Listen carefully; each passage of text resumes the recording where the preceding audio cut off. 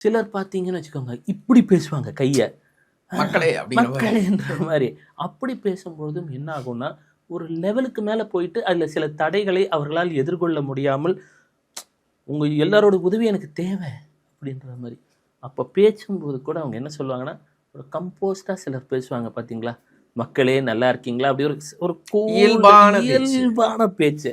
அப்போ அரசியல் தலைவர்களில் கூட அவர்கள் என்ன சொல்லுவாங்கன்னா, இந்த பாடி லாங்குவேஜ் நீங்க ரொம்ப படபடப்பாயி, நீங்க தான் இதாகணும்போது என்ன ஆகுது, அவங்களுக்குள்ள ஒரு ஆழ்மன பயம். இப்ப நம்ம நெறைய மேடை பேச்சுகள் நாம பார்த்துருக்கோம். ம். உதாரணத்துக்கு கலைஞர் அவர்களா இருக்கலாம், ஜெயலலிதா அவர்களா இருக்கலாம். அற்புதமான மேடை பேச்சாளர்கள். ஆ. லெஜண்ட்ஸ். அவங்களோட உடல் மொழியெல்லாம் எப்படிப்பட்டது? அவங்க இதெல்லாம் எப்படி அப்படின்னா, கலைஞரின் உடல் மொழி, கலைஞரின் பேச்செல்லாம் பார்த்தீங்கன்னா, ஒரு அறிவு சார்ந்த ஒரு ஆளுமை இருக்கும். அதே மாதிரி நம்ம மேடம் அம்மாது பார்த்தீங்கன்னா, தன்னம்பிக்கை. "நன்னால இதை அச்சீவ் செய்து விட முடியும்." அவங்க இப்படிதான் பேசுவாங்க. இப்படி தான் பேசுவாங்க. அந்த விரலோட பாஸ்டர் பார்த்துருக்கீங்களா? ஒரு ஆசிரியர்.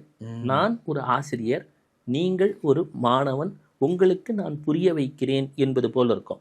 கலைஞர்ல என்ன இருக்கும்னா, உங்கள வசீகரிக்கப்படுத்துற ஒரு தன்மை இருக்கும். அவர் என்ன பண்ணுவாருன்னா, உங்கள் கருத்தை நான் என் கருத்தாக ஏற்கிறேன், என் கருத்தை நீங்கள் உங்கள் கருத்தாக ஏற்றுக்கொள்ளுங்கள். Body language. ஏன் அவங்க அவ்வளோ சிறந்த தலைவர்களாக இருந்தார்கள் என்றால், அவர்களுடைய உடல் மொழி என்று சொல்லக்கூடிய பாடி லாங்குவேஜ்.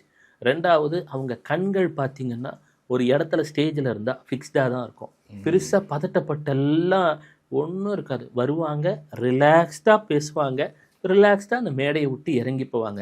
ஏன்னா அவங்களுக்கு அவங்களுடைய இலக்கு, அதை அடையப்போவது திண்ணம் என்ற அளவிலே அவங்க முதலில் ஃபார்ம் ஆயிடுது. அது என்ன ஆகுது, அவங்க பாடி லாங்குவேஜில் எக்ஸிபிட் ஆகுது, வெளியாகுது.